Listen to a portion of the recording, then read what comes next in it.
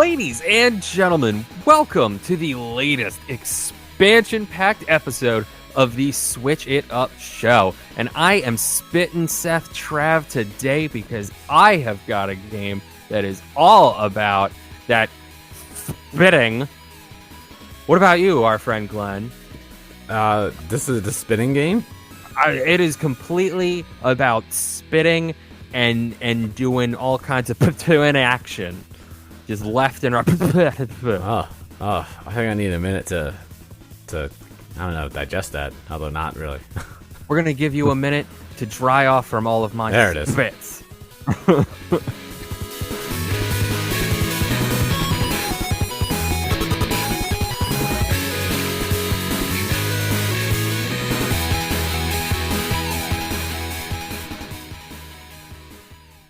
Thank God for Anamanaguchi. Mm-hmm. Really, got to carry us away from our insane jests that we pull here.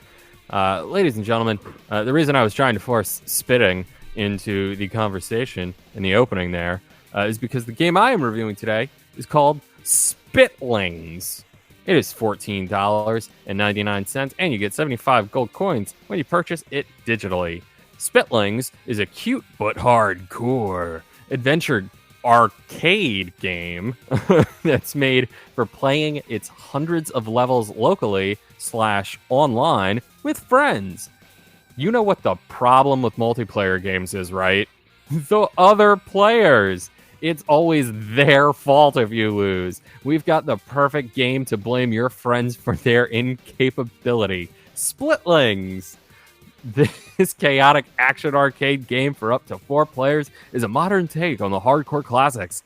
You're in control of Spitlings, a charming rectangular creature with teeth. It can spit or use jump. Make no sense? Who cares? It's fun! Spitlings is a cute but hardcore arcade game that's made for playing its hundreds of locally...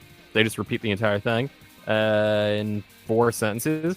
Keep playing to unlock new music tracks, unique characters to play with an intense visual themes for certain levels. Oddly written. It's by Handy Games and developed by Massive Mini Team. Ladies and gentlemen, let me tell you what. This game is a lot better than the way I read that description. It is pure, wild, arcade kind of fun.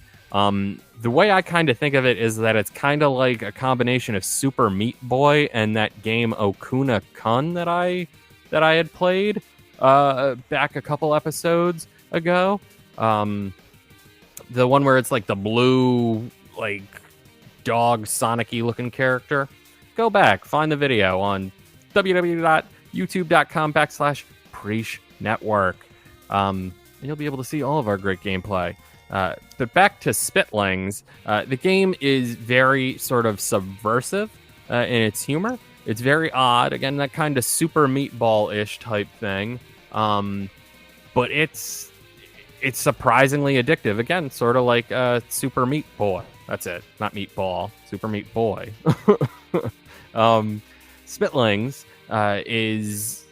It's got a kind of story to it. It's kind of like the story of Sonic a little bit, because you just keep going into these different areas and spitting all over these things to release your friends, and that's how you keep unlocking different characters and different sort of colored outfits and levels and sounds. You're constantly unlocking stuff, and the levels are slightly puzzly, but not so much that you're ever going to have a bad time doing it. It's very quick, it's very fast-paced, and it is actually fun to do it with somebody else. I got my girlfriend to play it with me a little bit. We had a real good time. I was trying to get online for some multiplayer, but I believe the time that I was playing this, the game wasn't actually out, so I couldn't find anybody to play along with. It was released on August 4th, 2020. But overall, it's super basic, super simple, and really, really addictive. So, because of all of that, ladies and gentlemen, I am going to give Spitlings a 4 out of 5. I was going to say, I feel like I missed the part where, like, the game where Sonic is just running around spitting on everybody.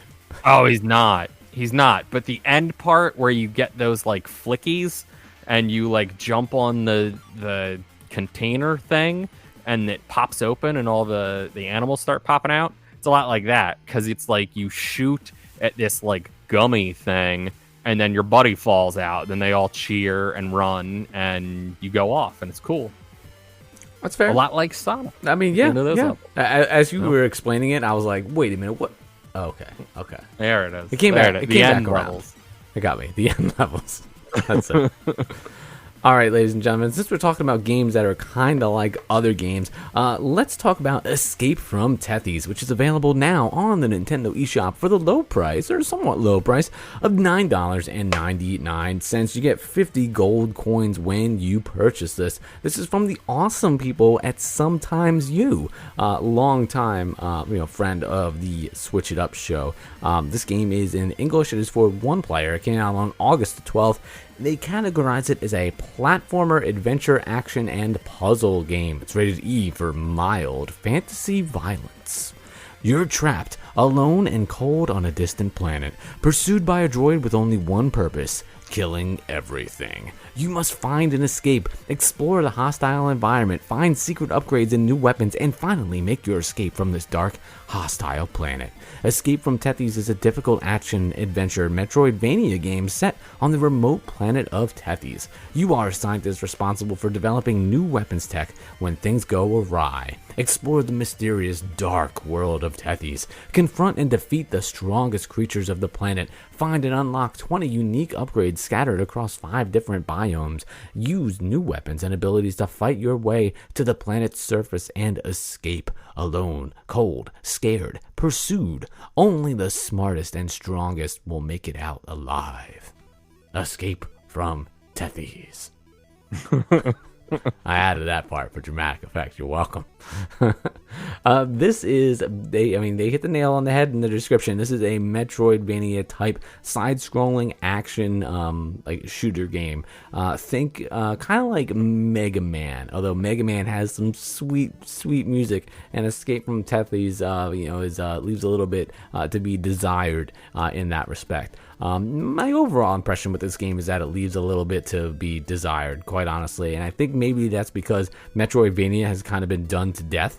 At this point, so many games try to emulate this style.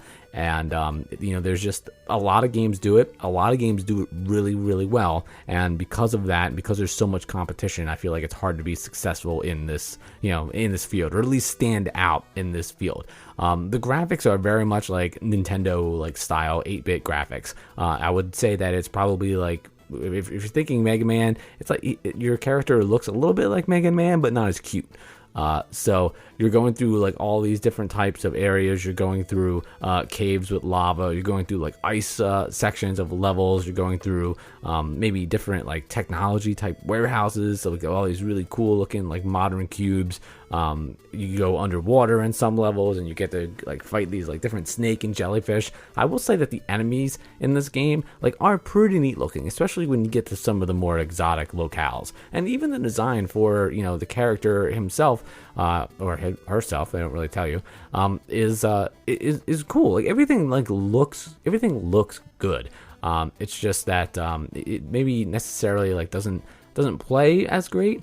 They do this really cool jump mechanic that once you unlock it, you have the ability to kind of almost double jump anywhere, which you don't really see necessarily in a side scroller like this. You could be in the middle of the air, and then you can hit the jump button again, and you'll get the option to vault again in midair, which is something that in one game that you and I play, Seth, we have the double jump in Destiny. That's very true. But you don't really see usually Mario jumps, he jumps one time.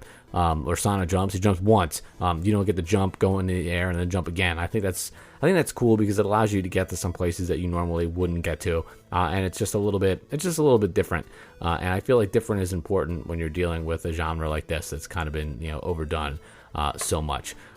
But because it's kind of surrounded in its own in this field where there's so much competition, and it's also $10, which, don't get me wrong, obviously somebody spent time to work on this game, develop it, program it, design the art and the levels, but games, at least third party games and indie games on the Switch, they're cheap.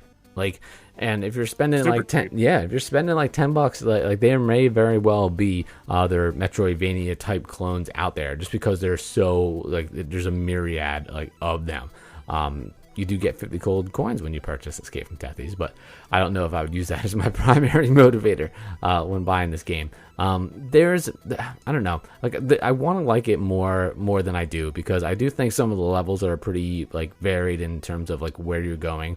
They do a good job at making Tethys feel like it's this like probably a bigger planet than it really is. Like it's very varied in terms of its level design, and I think that it looks good. And it's because it's like an 8-bit type style graphics. I feel like they do like as good with that as they can, but nothing like super stands out.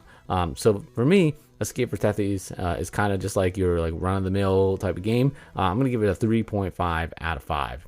The biggest detractor for me is maybe if they did a really good job with like with the music and the soundtrack, it might make the experience more enjoyable, because when you're playing all of these games and they harken back to those classic side-scrolling games, like all those games had like great music, whether it be Sonic, Mario, Mega Man. Like they had such great music that now people are buying the soundtracks on like vinyl. So I've got you. I know exactly. But this one, it's playing in a big pool, and there's some sharks out there escaping Tethys. Oh yeah, bro, there truly are. And that's sort of the great thing about the Switch It Up show, is that there's so many fish in the sea that a few sharks maybe are the ones for you and me.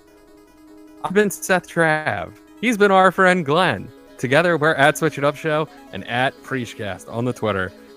Be sure to check us out at youtube.com/Preach Network, where you can see a good amount of the games we've reviewed here. And until next time, ladies and gentlemen, remember that if things ever start to get boring, you can always switch it up.